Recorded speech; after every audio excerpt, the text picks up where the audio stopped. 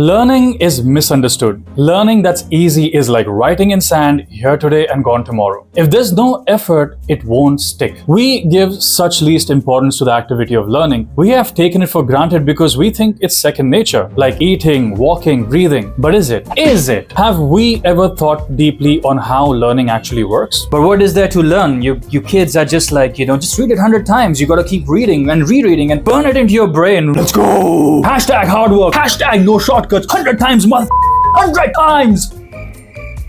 That's exactly what we have been taught all our school lives. That's called mass practice. This is the most preferred study method and the least productive one. Get out of my goddamn classroom before I break my foot off in your ass! So, what is mass practice? It is the single-minded rapid-fire repetition of study notes, trying to burn the prints into your brain kind of study. The cramming of everything, all your study notes just one day before the exams. And let's be honest, we have all done that. But do you remember anything out of those cramming study sessions of your life? Do you remember even one single topic you studied? I studied physics, chemistry, biology, and maths 10 years ago in my high school, and I honestly remember nothing. Zilch. Blank like a goldfish's memory.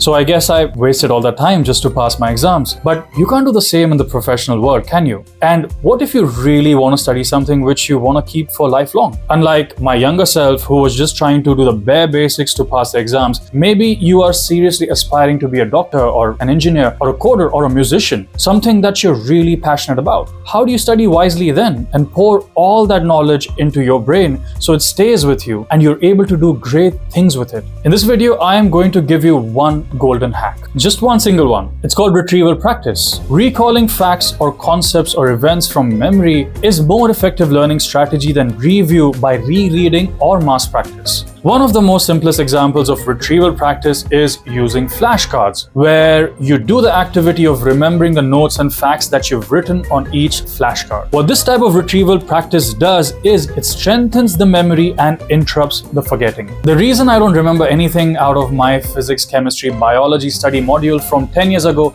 even though I studied it, it's because of that pretty girl. I'm pretty sure she was so beautiful when I saw her. Kidding. But beside her, the reason my brain does not remember anything is because of the Ebbinghouse's forgetting curve.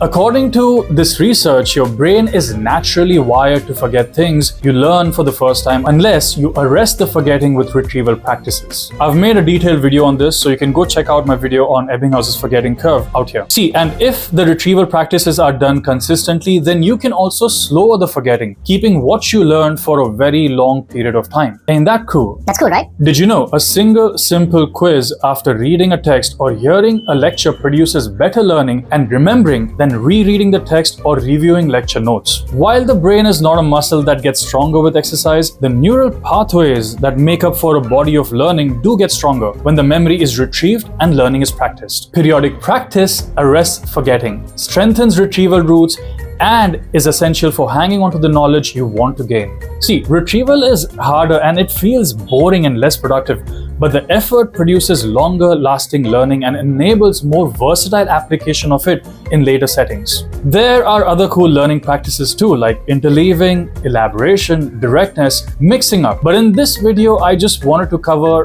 one learning hack, and that is because I wanted to support your short attention spans.